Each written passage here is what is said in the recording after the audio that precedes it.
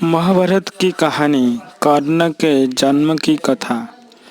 यह कहानी ऐसे योद्धा की जिसे लोग दानवीर कर्ण के नाम से जानते हैं। कर्ण पांडवों में सबसे बड़े थे और इस बात का पता सिर्फ माता कुंती को ही था।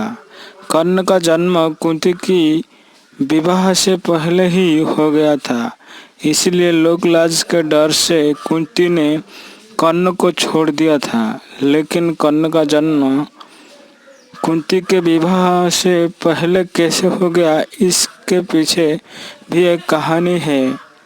बात उसी समय की है जब कुंती का विवाह नहीं हुआ था और वह सिर्फ राजकुमारी थी।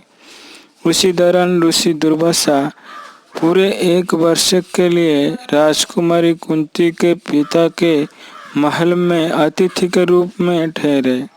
कुंती ने 1 वर्ष तक उनकी खूब सेवा की। राजकुमारी की सेवा से ऋषि दुर्वासा प्रसन्न हो गए और उन्होंने कुंती को वरदान दिया कि वो किसी भी देवता को बुलाकर उनसे संतान की प्राप्ति कर सकती है।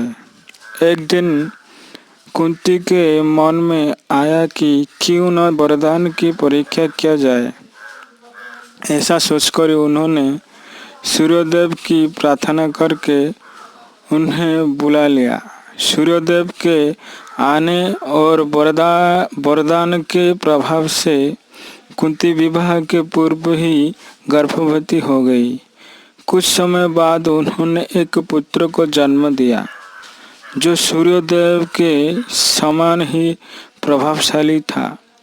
साथ ही जन्म के समय से ही उस शिशु के शरीर पर कवच और कुंडल थे। कुंवारी अवस्था में पुत्र की प्राप्ति के कारण लोकलाज के डर से कुंती ने उसे एक डिब्बे में बंद करके नदी में बहा दिया।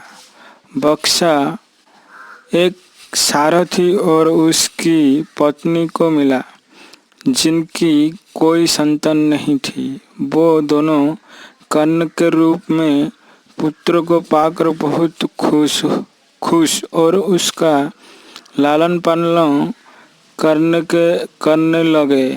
यही सूर्यपुत्र आगे चलकर दानवीर कर्ण कहलाए और कई वर्षों बाद कुरुक्षेत्र के युद्ध में 5 पांडवों के सामने वह एक शक्तिशाली योद्धा के रूप में खड़े रहे।